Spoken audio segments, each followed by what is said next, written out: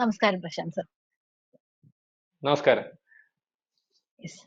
നമ്മുടെ ആശാ പ്രവർത്തകരുടെ സമരം ആശയറ്റ് അവരിങ്ങനെ തുടർന്നുകൊണ്ടേയിരിക്കുകയാണ്.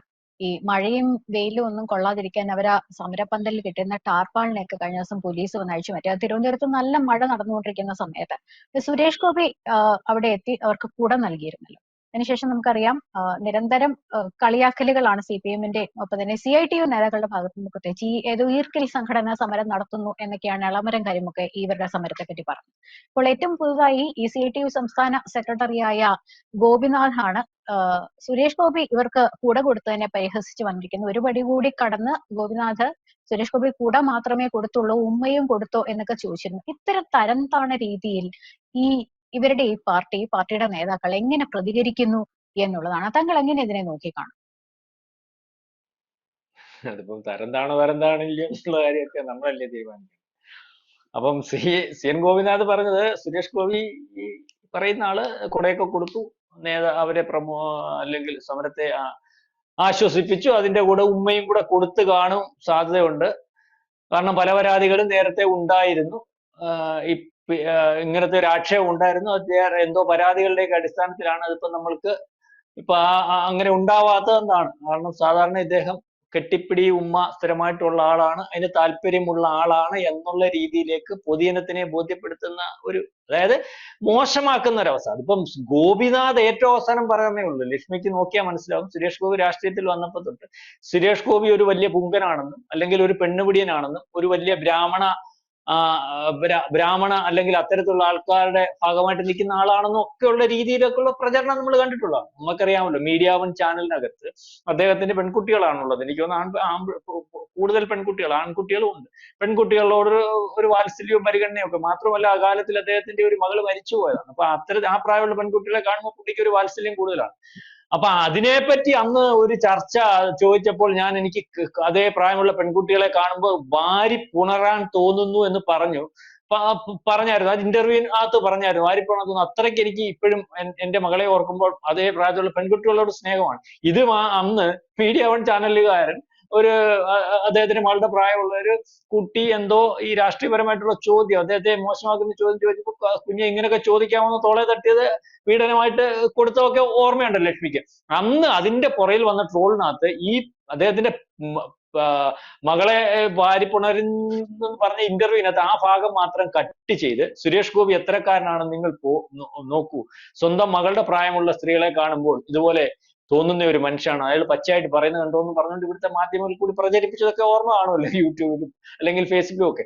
ഇപ്പൊ ഞാനീ പറഞ്ഞത്, സുരേഷ് ഗോപി എന്ന് പറയുന്ന ആളിനെ ആൾക്കാർക്ക് മനസ്സിലായി, അദ്ദേഹത്തെ ജനം അംഗീകരിക്കാൻ തയ്യാറായി, അയാൾ പച്ചയായിട്ടുള്ള ഒരു മനുഷ്യനാണെന്ന് ജനങ്ങൾക്ക് മനസ്സിലായി. പൊതുപ്രവർത്തന രംഗത്ത് ഇത്തരത്തിൽ ഈ രീതിയിൽ അതിനകത്തു നിന്നൊന്നും കൊണ്ടുപോകാത്ത ജനങ്ങൾക്ക് വേണ്ടി നിൽക്കുന്ന ആൾക്കാര് വേണം. അത് തന്നെ സുരേഷ് ഗോപി ഒരു മാതൃകയാണെന്ന് മനസ്സിലായി. ഇത് BJP-യുടെ ഭാഗമായിട്ട് സുരേഷ് ഗോപി വരുമ്പോൾ നാളെ കാലത്തെ സുരേഷ് ഗോപി ഇറങ്ങി നിന്നാൽ കേരളത്തിൽ ഉടനീളമുള്ള ജനങ്ങൾ അദ്ദേഹം എന്താണെന്ന് തിരിച്ചറിഞ്ഞാൽ ആ ജനങ്ങൾ BJP-യുടെ ഭാഗമായിട്ട് മാറും. ഈ തൃശ്ശൂർ സംഭവിച്ചതുപോലെ. അതിനകത്തൊരു ഭയമുണ്ട്. നിങ്ങൾ അത് CPM-നുണ്ട്, ഈ പറയുന്ന കോൺഗ്രസിനും ഉണ്ട്, എല്ലാവർക്കും ഉണ്ട്. കാരണം രാഷ്ട്രീയ പാർട്ടികൾ കപടധാരികളാണല്ലോ ഇപ്പൊ കൂടുതലായിട്ടും ഉള്ളത്.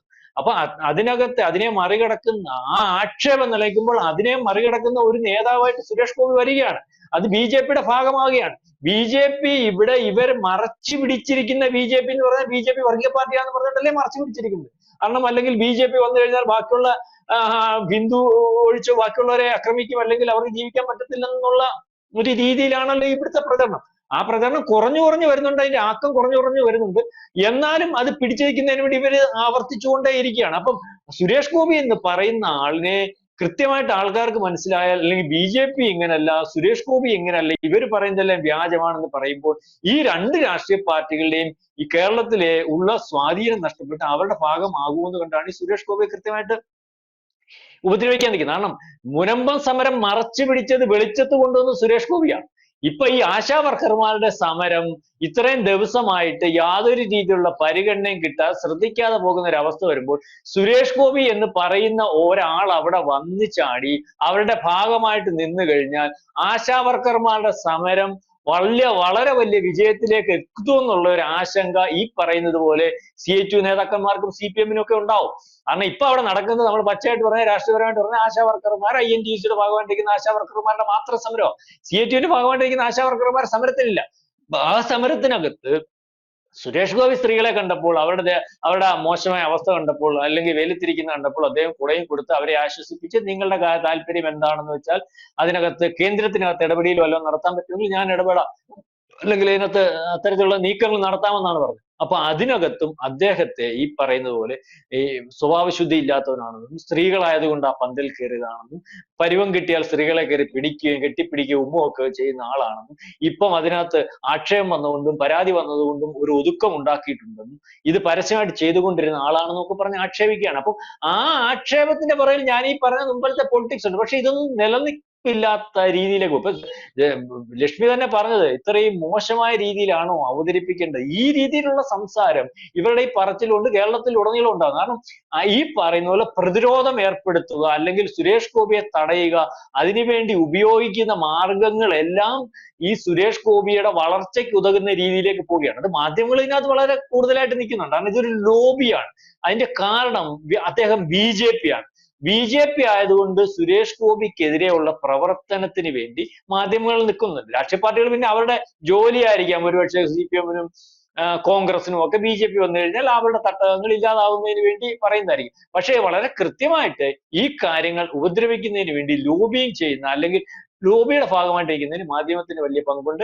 അത് തന്നെയാണ് നമ്മൾ കണ്ടത്. ഏതായാലും CN ഗോപിനാഥ് അത്തരത്തിൽ കാര്യങ്ങൾ പറയാൻ പാടില്ലായിരുന്നു തന്നെയാണ് നമ്മളുടെ അഭിപ്രായം. അതിന് ഇന്നലെ ബിനോയ് വിശ്വം പറഞ്ഞിട്ടുണ്ട്, മാന്യമായ രീതിയിൽ കമ്മ്യൂണിസ്റ്റുകാർ പ്രതികരിക്കണം. ഒരാൾ ഒരു പരിപാടിക്ക് വന്നതിനകത്ത് നിങ്ങൾക്ക് അഭിപ്രായം ഉണ്ടാവാം, അഭിപ്രായം മാന്യമായ രീതിയിൽ സഭ്യമായ രീതിയിലും പ്രകടിപ്പിക്കണം, അതായിരിക്കണം ഒരു കമ്മ്യൂണിസ്റ്റ് എന്നൊക്കെ പറഞ്ഞിട്ടുണ്ട്.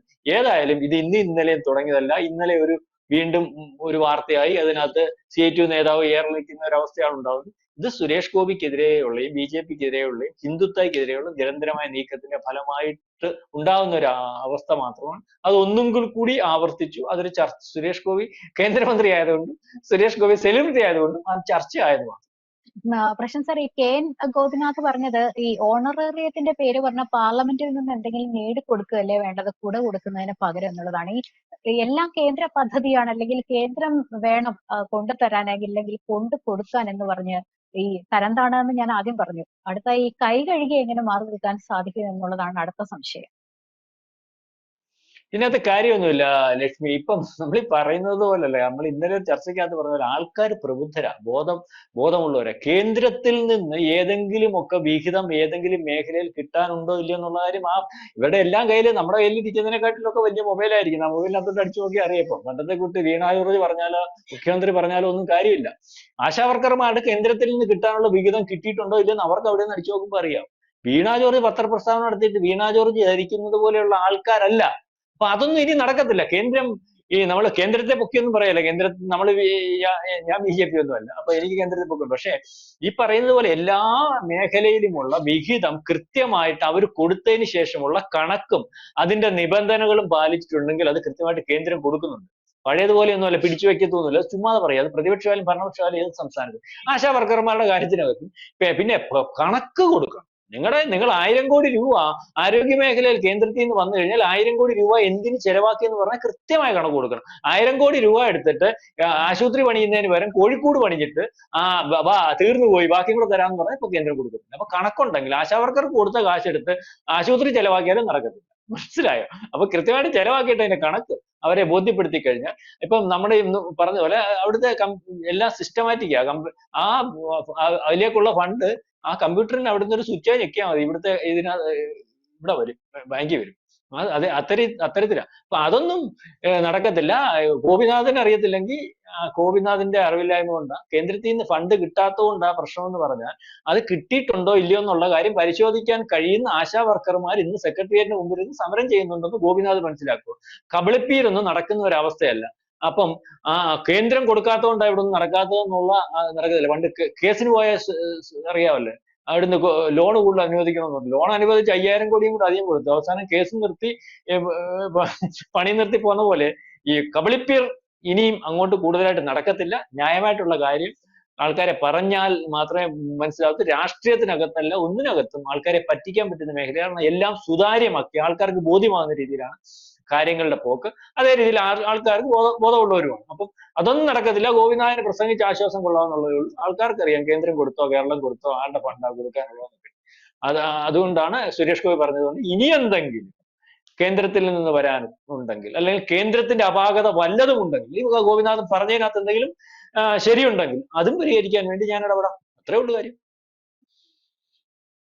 ഈ കമ്പ്യൂട്ടറിനെതിരെ സമരം ചെയ്തവരല്ലേ ടെക്നോളജി ഇത്രയും വലുതായിട്ടുണ്ടെന്ന് അറിയാൻ വയ്യാതെയായിരിക്കും ഒരുപക്ഷെ പറയുന്നത് എന്ന് കരുതി നമുക്ക് പൊറുക്കാം എന്നുള്ളതാണ്. Thank you sir. കൂടുതൽ വാർത്തകളും വിശേഷങ്ങളും നിങ്ങളിലേക്ക് എത്താൻ ABC മലയാളം സബ്സ്ക്രൈബ് ചെയ്യുക, ബെൽബട്ടനും അമർത്തുക.